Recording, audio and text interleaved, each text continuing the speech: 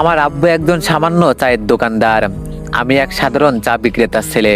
অভাব আমাদের নিত্য সঙ্গী, কিন্তু স্বপ্ন দেখার সাহসটা আব্বু কখনো কেড়ে নেননি। আমার স্বপ্ন ছিল একটা বড় কোনো কলেজে পড়াশোনা করব। আমার নাম রাকিব, বাসা বগুড়া। তাই অনেক কষ্ট করে সংসার চালিয়েও বাবা আমাকে বগুড়ার একটা বড় কলেজ, সরকারি আজিজুল হক কলেজে ভর্তি করিয়ে দিলেন। কিন্তু কলেজের প্রথম দিন গিয়েই যে অপমানের শিকার হব সেটা কখনো ভাবিনি। কলেজের প্রথম দিন নিয়ে আমি একটু বেশি এক্সাইটেড ছিলাম, কিন্তু এভাবে শুরু হবে সেটা কখনো কল্পনাও করিনি। আম্মু খুব ভোরে উঠে আমার জন্য দুটো ভাত রান্না করেছিল। আমার বুকটা দূর দূর কাঁপছিল। আজ আমার জীবনের একটা বড় দিন। খাওয়া দাওয়া সেরে আব্বু দোকানের ঝাঁপ খোলার আগেই আমার মাথায় হাত রেখে বললেন, যাও বাজান, বড় মানুষ হও, তোমাকে নিয়ে আমাদের অনেক স্বপ্ন। আমি বললাম, দোয়া করবেন আব্বু আম্মু। বলেই আমি আব্বু আম্মুর পাশ হয়ে সালাম করে যখন বের হচ্ছিলাম, দেখলাম আম্মু আঁচলে চোখ মুছলেন। এই চোখের জল আনন্দের নাকি আগামী দুশ্চিন্তার তা আমি জানি না। কলেজের প্রথম কদম গেটের সামনে রাখতেই আমার পা থমকে গেল। চারিদিকে ঝকঝকে সব দামি গাড়ি, বাইক আর পরিপাটি সব ছাত্রছাত্রী। সবার পরনে ইস্ত্রি করা ফিটিং শার্ট, স্টাইল চুল আর পায়ে ব্র্যান্ডেড জুতা। আর আমি নিজের দিকে তাকিয়ে একটু ছোট হয়ে গেলাম, কারণ আমার পরনে বাবার পুরনো একটা ঢিলাঢালা শার্ট, যেটা আমার গায়ে ঠিকমতো লাগেও না। পায়ে কোনো শু জুতা নেই, শুধু আছে একজোড়া সাধারণ স্যান্ডেল। চোখের সমস্যার জন্য সেই পুরনো আমলের মোটা ফ্রেমের একটা চশমা। আর তেলের অভাবে চুলগুলো উস্কো খুস্কো।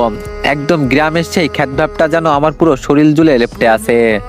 যাই হোক, আমি ভিতরে প্রবেশ করতেই আশেপাশে অবাক হয়ে দেখতে লাগলাম। একটু পর লক্ষ্য করে দেখলাম আমার দিকে সবাই যেন কেমন দৃষ্টিতে তাকিয়ে আছে, কিন্তু কোন দিকে যাব সেটাই তো জানি না। থাক, একটা ছেলের পাশে গিয়ে তাকে জিজ্ঞেস করলাম। আমি বললাম, এক্সকিউজ মি ভাইয়া। ছেলেটা আমার দিকে তাকিয়ে কেমন জানি করলো, তারপর বলল, কি তাড়াতাড়ি বলেন। আমি বললাম, ভাইয়া, অনার্স প্রথম বর্ষের অর্থনীতি ডিপার্টমেন্টের রুম কোথায় একটু বলবেন। ছেলেটি মুখ কেমন যেন হাতের আঙ্গুল দিয়ে ইশারা করে রুমের কথা বলে দিল। আমি ছেলেটিকে ধন্যবাদ জানিয়ে সেখান থেকে হাঁটা দিয়ে ক্লাসরুমের উদ্দেশ্যে হাঁটা দিলাম। রুমে প্রবেশ করতেই আমাকে দেখে রুমের সকল স্টুডেন্টরা অনেক হাসাহাসি শুরু করে দিল। রুমে প্রবেশ করার পর চারিদিকে তাকিয়ে দেখলাম সব বেঞ্চ ভরা। হঠাৎ একটি ছেলে স্টাইল করে দাঁড়িয়েছিল, আমাকে দেখে উচ্চস্বরে বলে উঠল, আরে সবাই দেখ দেখ, এটা কলেজ নাকি সদর হাসপাতালের ওয়ার্ড বয় ঢুকে পড়েছে। এই যুগেও এমন চশমা কেউ পরে? বলেই সবাই হেসে উঠল।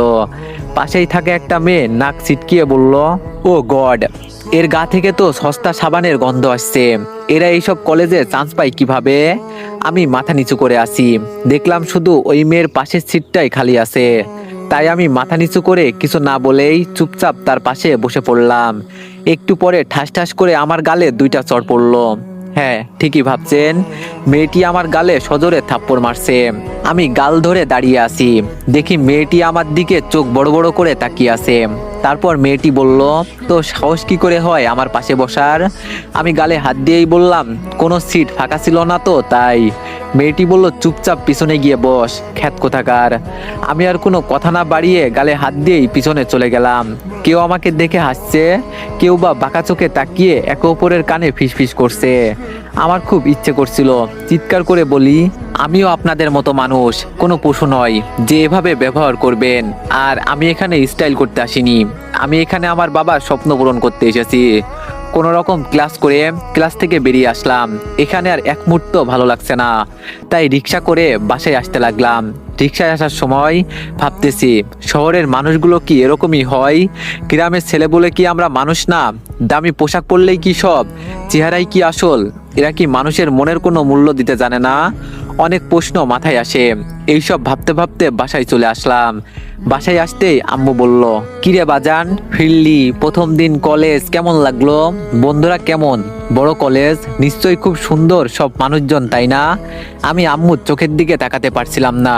গালে থাপ্পড়ের জ্বালাটা এখনো কমেনি, কিন্তু মনের জ্বালাটা তার চেয়েও বেশি।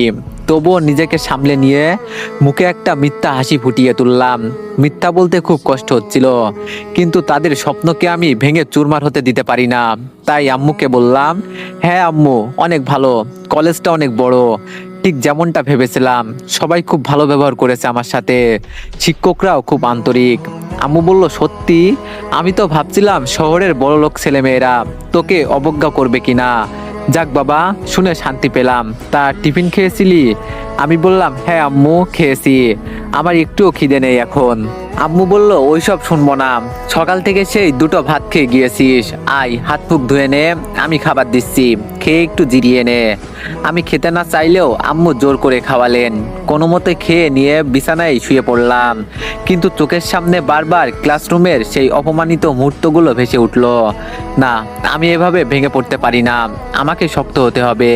কিছুক্ষণ পর উঠে ভাবলাম, আব্বু একা দোকানে কষ্ট করছেন, যাই একটু সাহায্য করে আসি। তাই আম্মুকে বলে দোকানে চলে আসলাম। দোকানে গিয়ে দেখি আব্বু একা হাতে চা বানাচ্ছেন আর কাস্টমারদের সামলাচ্ছেন, কপালে ঘামের রেখা। আমি গিয়ে বললাম, আব্বু দিন, আমি কাপগুলো ধুয়ে দিচ্ছি, আপনি একটু বসেন। আব্বু আমার দিকে তাকিয়ে একটু অবাক হলেন, তারপর মৃদু হেসে আমার হাত থেকে কাপগুলো সরিয়ে দিলেন। তারপর বললেন, আরে না না বাজান, তুই কেন এসব করবি? তুই এখন বড় কলেজের ছাত্র, তোর হাতে এখন বই মানাই, চায়ের কাপ নয়। আমি বললাম, তাতে কি হয়েছে আব্বু, আমি তো আপনারই ছেলে, আপনি এত কষ্ট করছেন। আব্বু আমার কাঁধে হাত রেখে গম্ভীর স্বরে বলল, শোন বাজান, আমি চা বিক্রি করি, যেন তোকে কোনোদিন এই কাজ করতে না হয়। আমি চাই না আমার মতো আমার সন্তানও এত কষ্ট করুক, তাহলে আমি সইতে পারবো না। তুই শুধু মন দিয়ে পড়াশোনা করবি, তোর একটাই কাজ, বড় মানুষ হওয়া। আমার কষ্ট তখনই সার্থক হবে যখন তোকে মানুষ সম্মান করবে। যা বাজান, বাসায় গিয়ে আবার আরাম কর। আব্বুর কথাগুলো শুনে আমার বুকটা ভারী হয়ে এলো। ওনার কথা শুনে আমার চোখে পানি টলমল করছে, কিন্তু ওনাকে সেটা বুঝতে দিলাম না। একবার মনে হলো ওনাকে খুব শক্ত করে জড়িয়ে ধরে বলি, আমি আপনাকে অনেক ভালোবাসি আব্বু, কিন্তু সেটাও করতে পারলাম না। দোকান থেকে ফেরার পথে একা একা ভাবছিলাম, এই বাবা মায়ের ঋণ আমি কি দিয়ে শোধ করব? তারা নিজেদের তিল তিল করে শেষ করে দিচ্ছেন শুধু আমার ভবিষ্যতের জন্য। রাতে সবাই একসাথে খাওয়া দাওয়া করে আমি আমার রুমে চলে আসলাম। এসে কিছুক্ষণ পড়াশোনা করে ঘুমিয়ে গেলাম।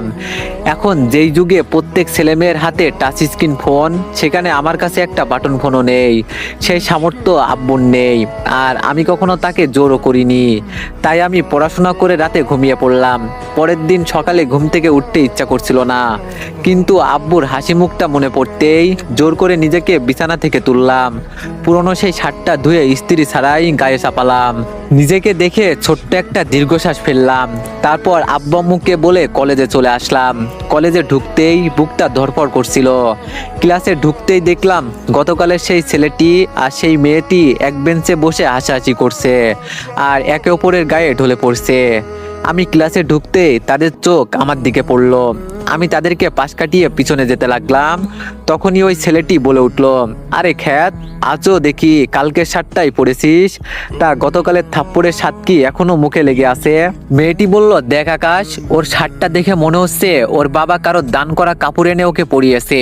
ছি, এরকম নোংরা ছেলেগুলো আমাদের কলেজের পরিবেশটাই নষ্ট করে দেয়। আমি মাথা নিচু করে পাশ কাটিয়ে চলে যেতে চাইলাম, কিন্তু আকাশ ছেলেটা তার পা দিয়ে আমার পথ আটকে দাঁড়ালো। আমার কাঁধে ঝোলানো সস্তা কাপড়ের ব্যাগটা টেনে ধরলো। তারপর বলল, কই যাস, ম্যানার্স তো জানিস না দেখছি, সালাম না দিয়ে বড় ভাইদের পাশ কাটিয়ে চলে যাচ্ছিস, তোকে তো ম্যানার্স শেখাতে হবে দেখছি।